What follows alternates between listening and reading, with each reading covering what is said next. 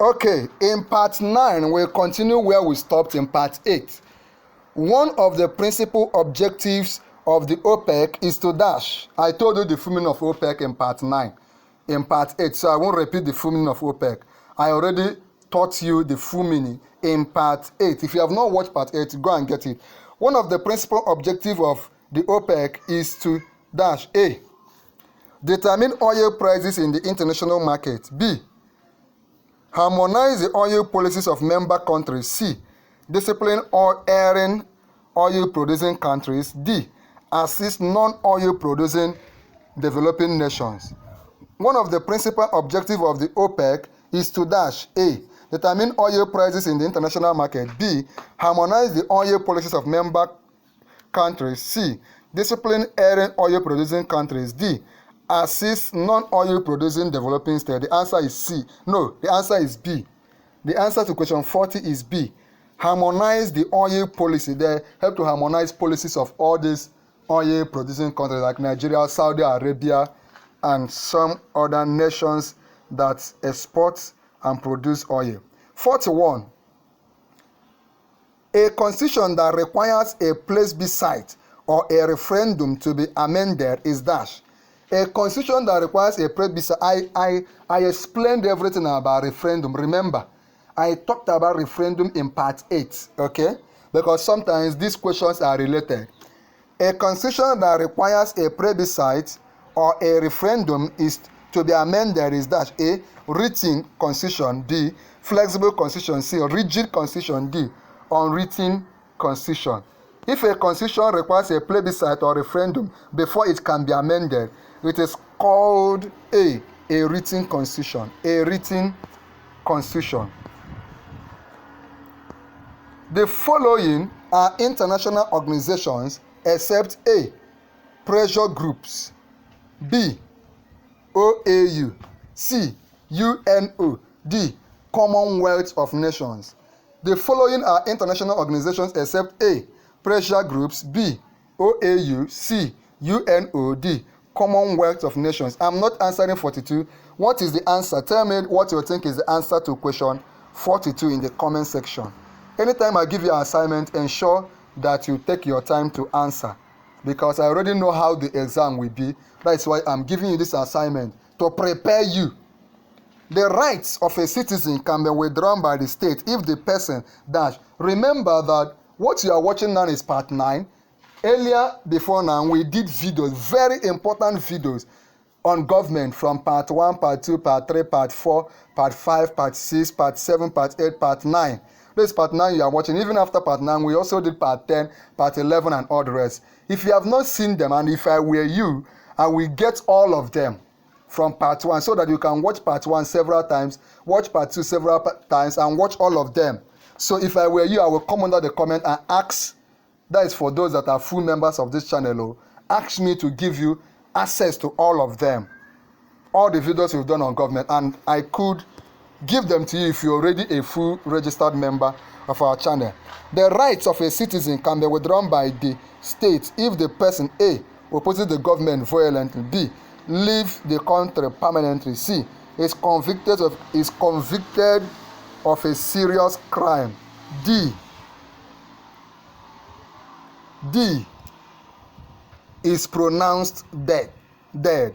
The rights, you know we have rights. Right to movement, right to freedom of speech, right to health care, right to freedom of religion, and all the rest. But your rights can be withdrawn by the state or nation or country.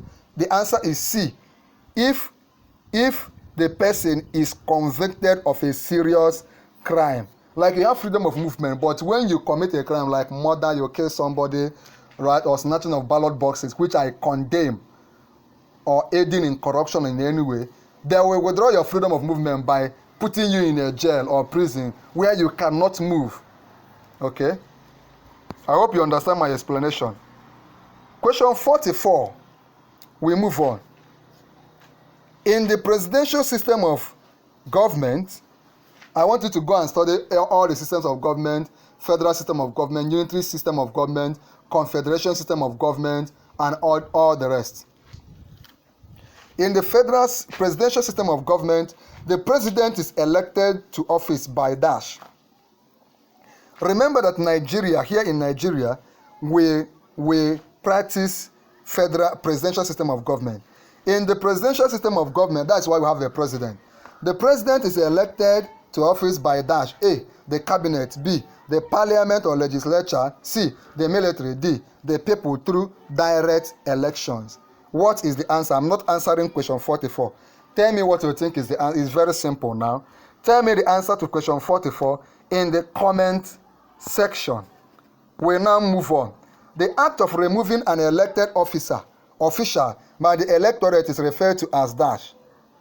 The act of removing an elected official by the electorate means the masses, the people that are able to vote, is referred to as dash. A, impeachment. B, consensus. C, recall. D, plebiscite. The act of removing an elected official, that is somebody that have been elected, maybe the lawmaker representing your senatorial zone, is being removed from office by you people, the voters in the senatorial zone.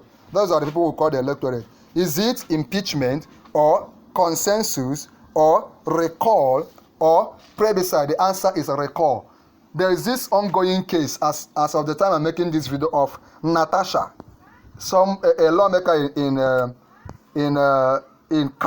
Kogi State, that has the people wrongfully anyway are trying to recall. That is to say that he will not represent us again. Which of the following world powers was the first to come to Nigeria's aid during the World War? Nigeria fought a severe world war between 1967 and 1970. In the war, over 3 million Igbos were killed. Okay? Which of the following, it's unfortunate that we normally don't teach this in our schools. Even the United States of America fought a civil war with Britain, against Britain, and they prevailed and became a nation. So Nigeria also fought this war where several Igbos were killed. Which of the following world powers was the first to come to Nigeria's aid during the Civil War? They are often asking this. JAMB is often hammering on the Civil War. A, Germany. B, USA. C, USSR. D, UK. Which of the following world powers was the first? Many nations actually came, brought humanitarian aids and all the rest, but the first to come is USSR, the Soviet Union. Okay? USSR. This has to do with Russia and all the rest. Okay? Question 47. Citizenship refers to the dash. Citizenship refers to the dash. A, legal status of a member of a state. B, indigenous member of a state. C, highest position in a state. D, social status of a person in a state. Citizenship referred to dash. 47. A, legal status of a member of a state. B, indigenous member of a state. C, highest position in a state. C, social status of a person in a state. Citizenship is simply A, your legal status as the legal status of a member of a state. So if you're a citizen of a country, it means that you are legally a member of that country. You can have their passport, you can vote in the election. Okay? The highest organ, and some people can become citizens of several countries. There are some people that are Nigerian citizens and U.S. citizens. I hope you are one of them. The highest organ of the state during the Babangida regime was the dash. All this happened during the military era. The highest organ of the state during the Babangida regime was the dash. A, Provisional Ruling Council. B, you know, those of us that are born today, that did not live, you people that are young ones, you were not alive during the military regime. You did not know what the country was like then. It was decree, leadership by decree, no questioning, no election, no voting, no constitution. The will of the military man, the general ruling, was the will of the people. You cannot say no, like Abacha and all the rest. The highest organ of the state during the Babangida regime was the dash. A, Provisional Ruling Council. B. Supreme Military Council. C. Armed Forces Ruling Council. D. Federal Executive Council. The highest organ of the state during the Babangida regime was dash. For question 48, the answer is C. Armed Forces Ruling Council, because it was military. Military were in charge. There was nothing like constitution, federal government, legislature. No. Military was all and all. Okay? Now, I have an assignment for you. There are two presidents that served as military heads of state and also served as democratically elected head of state. They served in the military era and they are now serving in this democracy era in Nigeria. Mention their names. Mention their names. This is a very crucial assignment. Tell me those names, those heads of, those leaders of Nigeria that have led as both heads of state and as democratically elected leaders. Okay? The council constituted by Lord Lugard in 1914 has dash. The council constituted by Lord Lugard in 1914 has dash A. 105 member seats. Pay attention, oh. This one happened long time ago. The council constituted by Lord Lugard in 1914 has dash 105 member seats. B. 50 members on seats. C.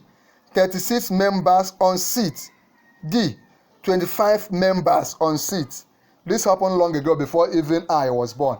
Now, of course, you know that in 1914 it was Lord Lugard that amalgamated the northern and southern protectorates, right? The northern side of Nigeria were on their own, doing their own thing. The southern part of Nigeria were on their own, doing their own thing, until Lord Lugard, sent by Britain, came and said we must be one country, and now bound us together, and of course Farah Shonan gave us the name Nigeria. Okay? The council considered by Lord Lugard in 1914 has dash A. 105 members is B. 50 members on seat. C. 25 members on seat. D. 36 members on seat, and D. 25 members on seat. The answer is C. The council considered by Lord Lugard in 1914 has 36 members on seat. 36, even though the states have not been created then, but there were 36 members on seat. Nigeria's withdrawal from the Edinburgh Commonwealth Games in July 1986 was in protest against British dash. Nigeria's withdrawal from the Edinburgh Commonwealth Games in July 1986 was in protest against, by this time we're already an independent country, against British dash. A. Supply of arms to Rhodesia. B. Failure to impose sanctions in South Africa. C. Negative utterances in Nigeria. D. Support for UNITA rebels in Angola. So we withdrew because we are protesting what? What were we as a nation saying? No, we don't agree. So we went for that Commonwealth Games, and after a point we said we are not playing again. Nigeria's withdrawal from the Edinburgh Commonwealth Games in July 1986 was in protest against British dash. A. Supply of arms of Rhodesia. B. Failure to impose sanctions in South Africa. Failure to impose sanctions on South Africa. C. Negative utterances on Nigeria. D. Support for UNITA rebels in Angola. The answer is simple. You know that today we talk about Nelson Mandela. Why is he very popular? Because he helped